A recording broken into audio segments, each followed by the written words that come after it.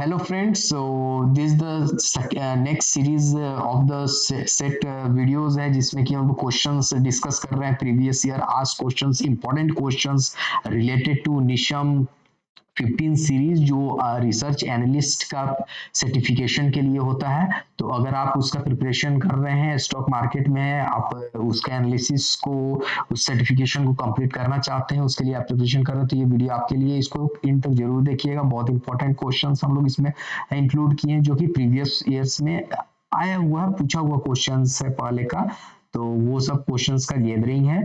तो चलो इसमें हम लोग लेट्स स्टार्ट। तो ना इससे पहले का वीडियो हमने एक सेट पब्लिश ऑलरेडी कर चुका है, तो उसके बाद ये क्वेश्चंस हम लोग का देख रहे हैं।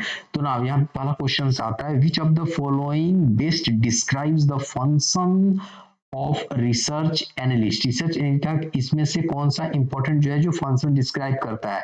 तो यहाँ पे engaging in direct sales of the financial product नहीं, conducting market research for the new product development no, analyzing financial data to provide investment recommendation, या ये होगा third option is the correct option C. Option C is the correct one. और fourth में देखते हैं managing client relationship, no, ये भी नहीं होगा। ओके तो इसका आंसर क्या हुआ? Option number C is the correct answer.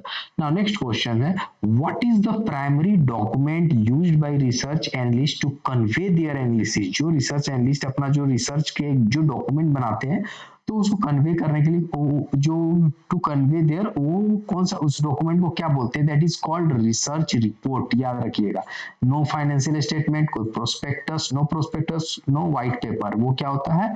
Research report उसको बोलते हैं। That is prepared by research analyst. Now coming to the next question, which regulatory body governs the activity of research analyst in India। India में कौन सा body है वो सबको पता है, that is SEBI, security exchange board of India, यही regulate करती है उसको। तो इसका ऑप्शन बी जो है करेक्ट है। तो now moving to the next question. Next question क्या बोलता है, which of the following is a key responsibility of a research analyst. Key responsibility क्या होता है? तो की रिस्पॉन्सिबिलिटी है to ensuring the compliances with the regulatory standards of their prospect reports. जो अपने रिपोर्ट्स में जो भी वो इंक्लूड करे, कंप्लायंस इंक्लूड करे, that must be followed the guidelines of the जो रेगुलेटरी का जो गाइडलाइंस है, स्टैंडर्ड है, वो फॉलो करो। किसका? That is the SEBI, SEBI का जो गाइडलाइंस है वो फॉलो करे उससे। ओके नाउ चलो नेक्स्ट क्वेश्चन देखते हैं। Now next question is, which of the following is not a type of research report typically prepared by the research analyst. इसमें से कौन सा जो रिपोर्ट है रिसर्च एनालिस्ट द्वारा प्रिपेयर नहीं किया जाता है?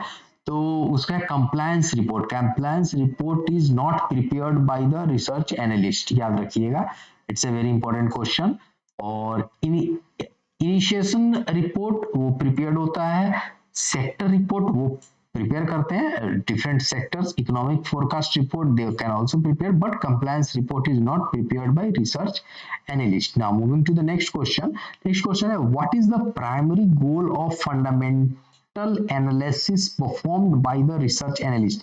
अब ये जो फंडामेंटल एनालिसिस करते हैं किसी कंपनी के बारे में, किसी स्क्रिप्ट के बारे में, तो उनका क्या गोल होता है, उसका प्राइमरी गोल क्या होता है? सो प्राइमरी गोल होता है to evaluate the intrinsic value of the security. उस सिक्योरिटी, उस स्टॉक, उस एंटिटीज का क्या होता है? Intrinsic value of the security को स्क्रूटनी करना उसको।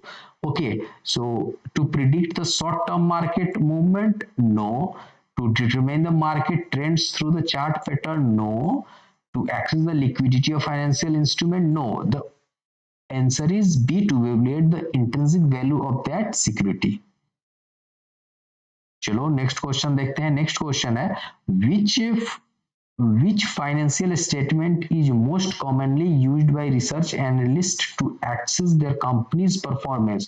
तो क्या? That is the income statement. Company का जो इनकम स्टेटमेंट होता है ना, वो बेसिकली वो यूज करते हैं to as a financial statement use करते हैं, commonly used by research analyst to access the company's performance. Company का परफॉर्मेंस को डिटरमिन करने के लिए उनका income statement, that is very important. Income statement उनका वो चेक करते हैं, मतलब रिफर करते हैं। ओके नाउ चलिए नेक्स्ट क्वेश्चन हम लोग देखते हैं। When conducting equity research, अगर conducting equity research के दौरान which ratio is often used to determine the company's profitability, company का profitability कौन सा, debt to equity ratio, price to earning ratio, return on equity, current ratio, that is return on equity, ROE, return on equity, ये determine करता है। Option C यहाँ पे correct होगा। मतलब कौन सा उसमें रिसर्च एनालिस्ट जब इक्विटी का रिसर्च करते हैं तो सबसे इम्पोर्टेंट जो रेशियो होता है जो कंपनी का प्रॉफिटेबिलिटी शो करता है वो रिटर्न ऑन इक्विटी, ROE, जिसे हम लोग क्या बोलते हैं, ROE इन शॉर्ट टर्म। और आपको कहीं भी दिखा जाएगा जब आप कंपनी का स्टेटमेंट या कंपनीज के बारे में उसका सर्च करेंगे तो यही दिखेगा उसका, यही होता है। Okay now moving to the next question, हम लोग देखते हैं कि नेक्स्ट क्वेश्चन है in research analysis what does the term valuation typically refers to. So valuation क्या होता है, it is the process of estimating the market value of the financial instrument. मतलब फाइनेंशियल इंस्ट्रूमेंट है या कोई कंपनी है तो उसका वैल्यूएशन का मतलब होता है that it is the process of estimating the market value of that entity. Okay तो मार्केट वैल्यू, तो ऑप्शन यहाँ पे ए करेक्ट हो रहा है। सो होप ये आपको इंटरेस्ट लगा, तो और भी सीरीज में वीडियो वो आप जरूर देख लीजिएगा। ओके सब्सक्राइब नहीं किया तो चैनल को सब्सक्राइब कर लीजिएगा, इस तरह मैं बोलता नहीं हूँ सब्सक्राइब करने के लिए। चलो ओके मिलते हैं अगले वीडियो में, thanks a lot, have a nice day.